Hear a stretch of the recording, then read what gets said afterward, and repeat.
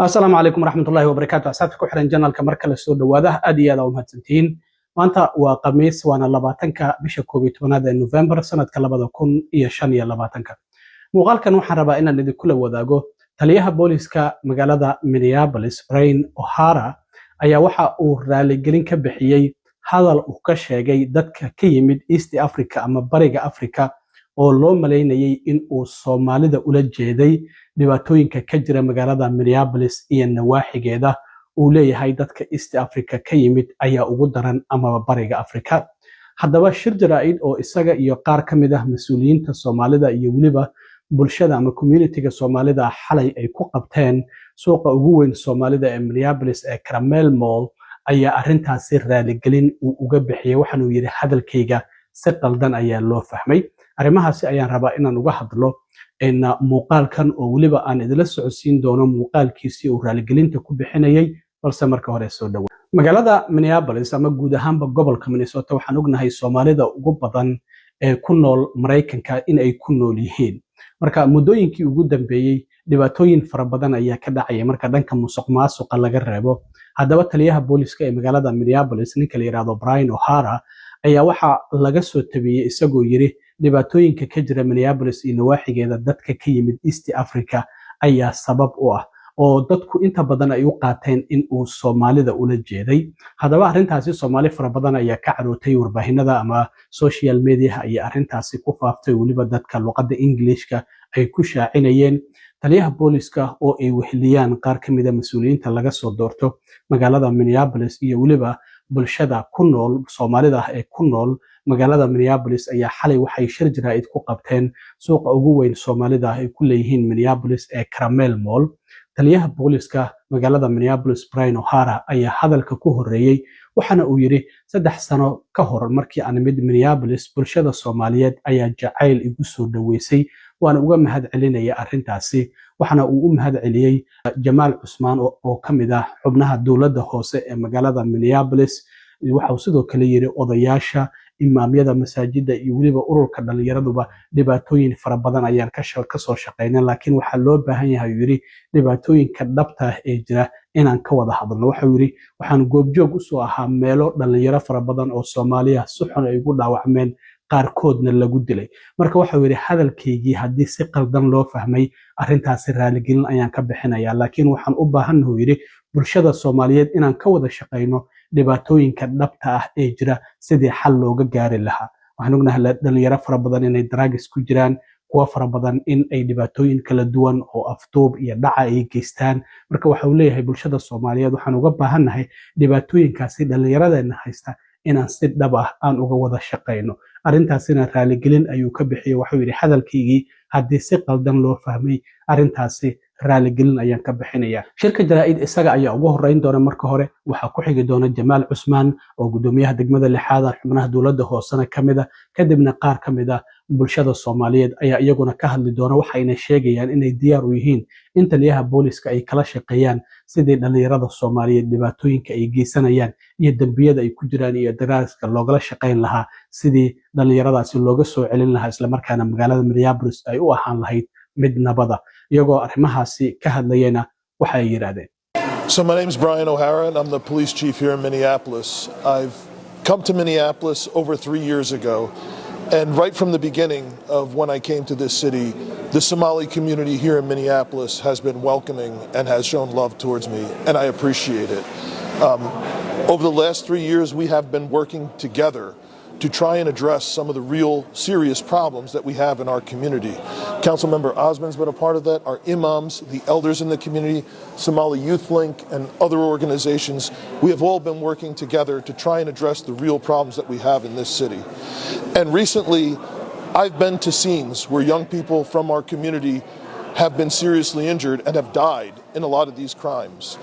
And while talking about that, we have to be honest at times with the problems that we're having in our community, and we need our community to help us fix those problems together because it's real and it's serious. At the same time, if people have taken anything that I have said out of context in a way that's caused harm, I apologize and I'm sorry for that because that's not my intention at all. My intention is, however, to address head-on the real problems that we are having and to help keep our kids alive and to work together with our community to continue to do that. So lastly, I just want to say again, thank you so much. I really appreciate as welcoming and as loving as this community here has been to me. Many of you are personal friends and close with me now, and I wouldn't have that if it wasn't for all of you. So, and thank you, council members, for your leadership. Thank you. Thank you. السلام عليكم ورحمة الله وبركاته. شرفي وناك بإيتهاي إنان ما أنت أني مت community جاني مالك وجوين سومالي ذا كراميل عن شغله ولا ليال أرنتا عن كهالينه وأرن جرو البتاعان إسا أو ضد سومالي أيد جيهين وأكتها دي بدن بكتشرة أنا جوا واركتين كاميروين كشاشة بدن أنا كهالي ورلمي الناس يكون بعدنا أما هالنقطة أوبيويدك أما هالنقطة جان فايلنسيك وحول بهالنقطة مركب ما توحود تشوفنا سوى وحول قبص كرنا قفول بمسؤول باكسارن قفول بمسؤول باكسارن سوى أوبد بعدنا علمينا أب مسؤول باكسارن إد مسؤول باكسارن أنا جو مركب سومالي كسو كورني درسك أيا كسو دقديشر وكديشر وجريعات لكن ما أنت عد كلا توه كسو جن الماعين بالباديان community جن بالبادي سواي مركب وحيالها aan ku xushmeeyo kuna mataqaana aan ugu soo dhaweeyay chief O'Hara ma chief kala chief noola mid ah chiefkan wuxuu ahaa chiefka kali ah oo community-ga aad u soo dhaweeyay dhalinyaradeena booliiska ah rank badan mataqaana siiyay oo leadershipka booliiska siiyay community-geena fahmay marka ninkan suu nuugu yimid uu ila joogay special relationship community-gan ayuu la yeeshay waxyaalaha badan ah oo mar walba uu la tashtana waa community-ga dadka halkan jooga waay 100 meeting ugu yimid masjidku tagay ayagii la kulmay marka walaalayaalow waxaan jeclahay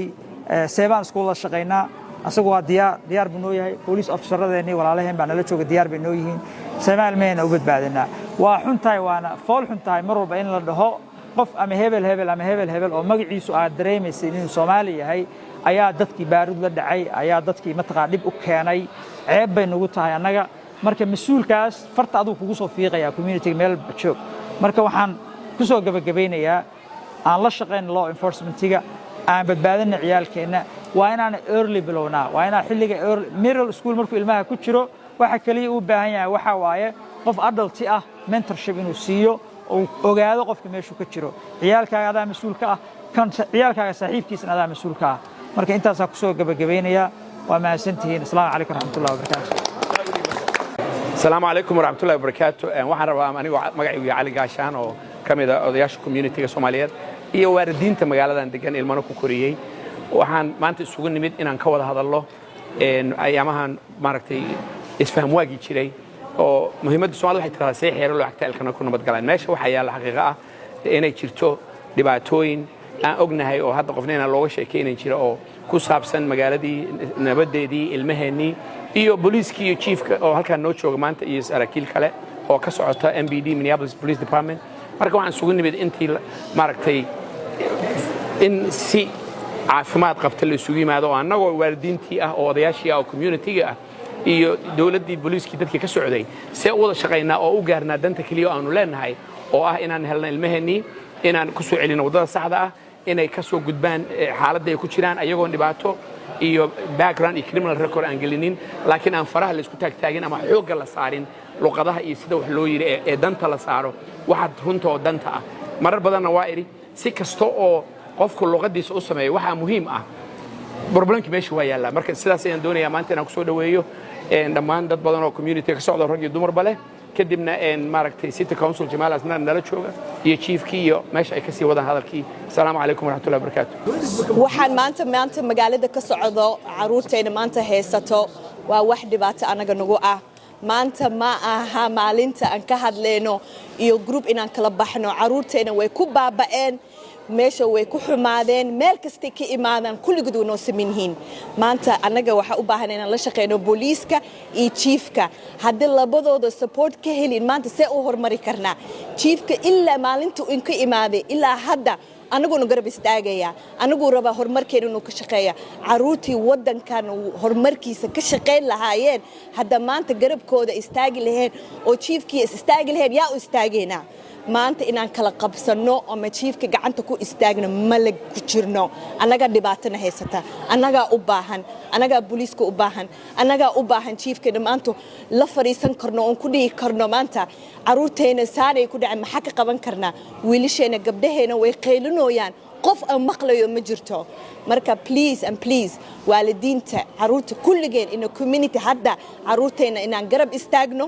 chiefkana waa u baahannahay annagana waa isku baahannahay maanta aan kala qaybsanina group ma nihin suburb maaha inside maaha this is community ahaan inoo saabsan tahay caruurteena horumarkooda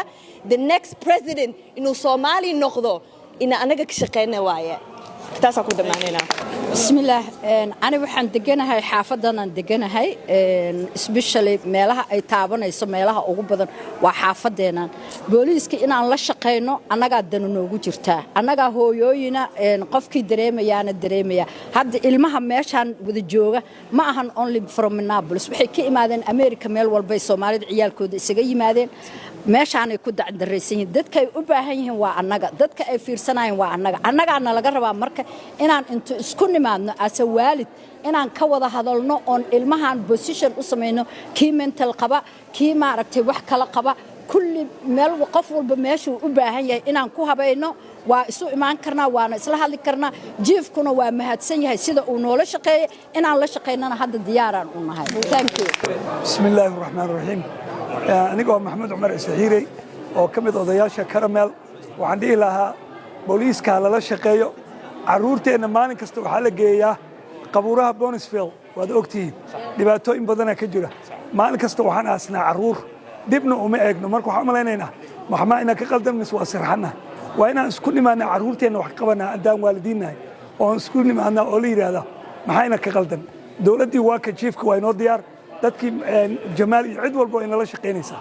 haddana innakii amaqan innaka waa inaan sameynaa waalidiinta laftigooda waa inaan urur weyn ama isku nimaanaa from today inaan samaysano way baarantiga meel isugu yimaadaan arrintana looga wada hadlo si dawladda si fiican looga shaqeeyo caruurtana wax loo qabto oo si wax looga qabto danahooda laakiin inaan noqono maalin kasta cunugan diignaa waa ka soo noqonaa haddana beri mid kale la duugay waa ka soo noqonaynaa war caruurteena waxay u baahan yihiin help waa inaan help gareynaa innaka maana cid kale ma maqna Soomaalidu waxay tiraahdaa ceelna uma qodno dadna uma maqna ma noqon karto magaaladan aan joognaa dad soo qaxay waan ognahay dib iyo dhibaato inaan ka nimid haddana dhibkii intuu naga daba yimi isagoo nooc kala qalad waaye marka waxaan rabnaa in caruurteena u tashanayo dadkeena marka waxaan ilaa waalidiinta hala kaco insha Allah